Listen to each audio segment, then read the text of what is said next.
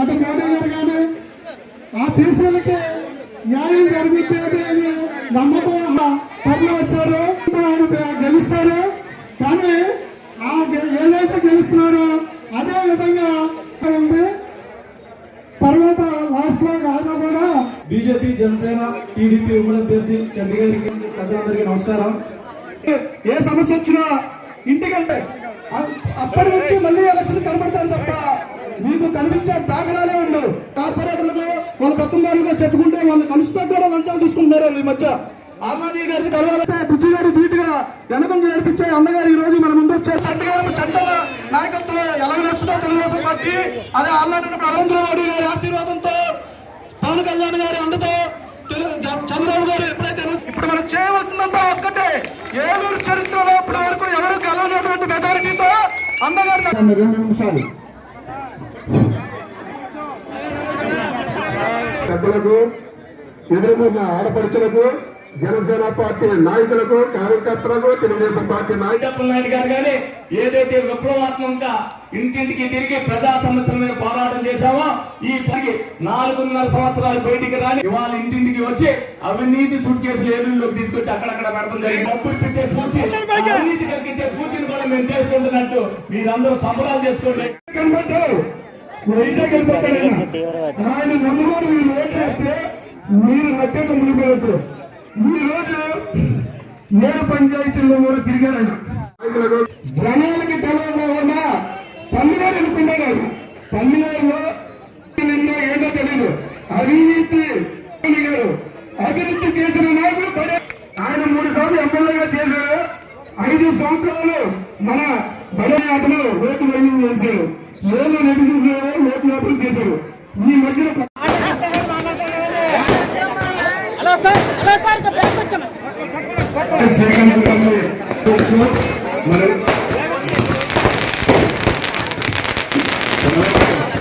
మన స్థాయి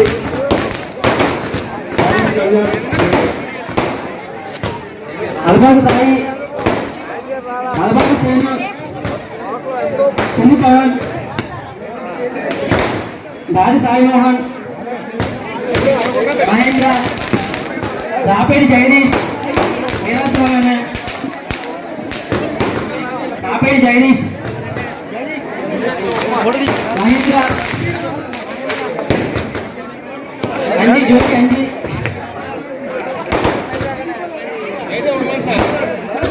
రామారావు,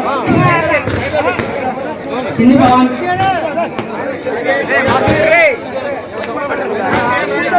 టిఆర్ రాజేష్,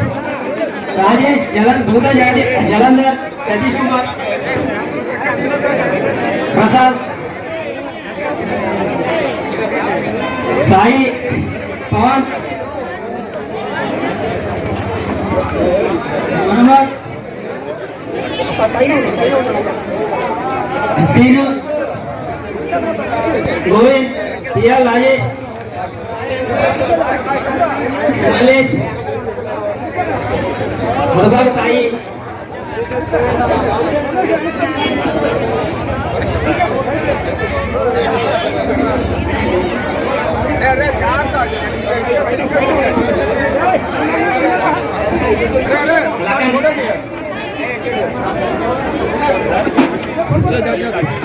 మరి అలాగే ఇప్పుడు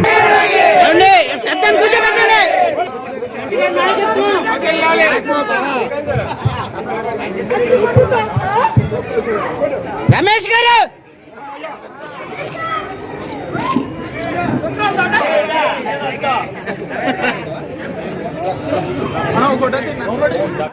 గత 5 సంవత్సరాల్లో బడేటి బుజ్జి గారు అవ్వచ్చు, రెడ్డప్పలనాయుడు గారు ఎంపీగా ఉన్నప్పుడు ఇక్కడ శంకరవారి తోట వెంకటాపురం పంచాయతీలో ఉండేది. అనేక నిధులు తీసుకొచ్చి అన్ని సిమెంట్ రోడ్లు కూడా ఇక్కడ వేయడం జరిగింది.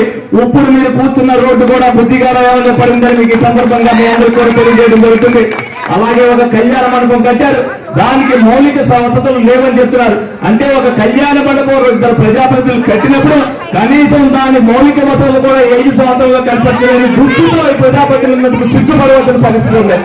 అలాగే ఏదైతే శంకరవారి తోటలో పంచాయతీ నుంచి కార్పొరేషన్ విలీనం అవుతున్నప్పుడు మంచినీళ్ళ సదుపాయం కల్పించవలసిన బాధ్యత ప్రజాప్రతినిధులు ఉన్నప్పటికీ ఈ పంచాయతీతో పాటు 7 గ్రామాలకు కూడా ఇవాళకి మంచి నీటి సౌకర్యంలో కూడా కల్పించిన ప్రభుత్వం ఉన్నందుకు సిగ్గుతో తలదించుకోవాల్సిన పరిస్థితి మనందరికీ కూడా ఉంది. అలాగే అనేక సమస్యలు ఇక్కడ చెప్పడం జరిగింది. ఏదైతే సుంకరవాడితో మెయిన్ డ్రైన్ వల్ల నీళ్లు ఎదరికి వెళ్ళకపోవడం వల్ల మరి వర్షాకాలంలో తప్పనిసరిగా అన్ని కూడా నీళ్లు వెనక్కి వచ్చి అంతా కూడా ఇక్కడ వర్షంలో మునిగిపోవడం జరుగుతుందని చెప్తున్నారు. తప్పనిసరిగా అది ఏదైతే మీకు వర్షపు నీటి వల్ల ఇబ్బంది పడుతున్నారో ఆ డ్రైన్ వల్ల ఇబ్బంది పడుతున్నారో తప్పనిసరిగా ఆ డ్రైన్ ని వచ్చిన 6 నెలల లోపే మీకు ఏ ఇబ్బంది లేకుండా చేసే బాధ్యత నేను తీసుకుంటానని ఈ సందర్భంగా మీ అందరికీ కూడా తెలియజేయడం జరుగుతుంది. అలాగే ఇక్కడ దోమల బోర్డు అధికంగా ఉంది. మీరందరూ కూడా చెత్త బండ్లు కడుతున్నారు. మీ అందరికి పెనాయిల్ కొట్టట్లా, పొగ కొట్టట్లా, బ్లీచింగ్ కొట్టట్లా, చెత్త పని ఎందుకు కడుతున్నారనేది మీ అందరికీ కూడా లేదు. ఇవాటి నుంచి కిందటి నెల కట్టకపోయినా ఈ నెల కట్టదు, ఈ నెల కట్టినా కట్టకపోవద్దు. తెలుగుదేశం పార్టీ అధికారంలోకి రాంతోటే చెత్త పన్ను అనేది ఉండదని మీ సందర్భంగా మీరందరూ తెలుసుకోవాలని మీ అందరినీ కూడా కోరుకోవడం జరుగుతుంది. అలాగే వాటర్ పైప్ లైన్లు, మంచినీళ్లు, మీ అందరికీ కూడా మంచినీళ్లు సదుపాయం గోదావరి జలాల నుంచి ఏదైతే వస్తున్నాయో ఆ జలాన్ని మరి మొత్తం సుంకరవారి తోటకి అందేటట్టుగా చేసే పూచని మేము తీసుకుంటామని సందర్భంగా మీ అందరికీ కూడా తెలియజేయడం జరుగుతుంది. అలాగే ఇక్కడ ఇల్లు కట్టాలంటే భయం, ప్లాన్ రావాలంటే భయం, డబ్బులు ఇవ్వాలి, ప్లాన్ కి డబ్బులు ఇవ్వాలి, ఎదరికి వచ్చిందంటే డబ్బులు ఇవ్వాలి, ఇంకోదానికి డబ్బులు ఇవ్వాలి. మీరెవరికైనా సరే తెలుగుదేశం పార్టీ అధికారంలోకి రాంతోటి ఒక్క పైసా ఎవరికి ఇవ్వాల్సిన పని లేదు. మీరు నిర్భయంగా ఇల్లు కట్టుకోండి. నా నెంబర్ కి ఫోన్ చేయండి. ఎవరైనా వస్తే నేను వచ్చి మీ వాళ్ళ సంగతి నేను చూసే బాధ్యతలు నేను తీసుకుంటా.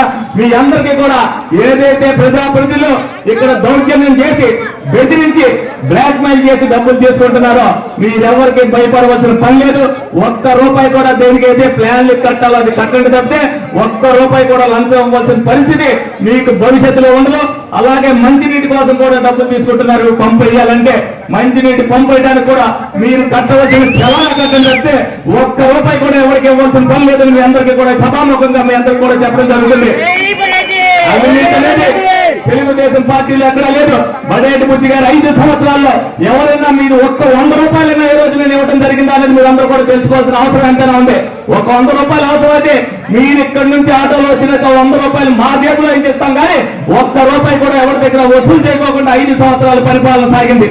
ఈ రోజున కమిషన్ కోసం కక్కుర్తి పడి ఏదైతే రాష్ట్రాన్ని కానీ అలాగే ఏలూరుని కానీ ఏ విధమైన అభివృద్ధి చేయలేదో రేపు రాబోయే భవిష్యత్తులో మీ అందరి మనలో పొందేటట్టుగా పరిపాలన ఉంటుంది.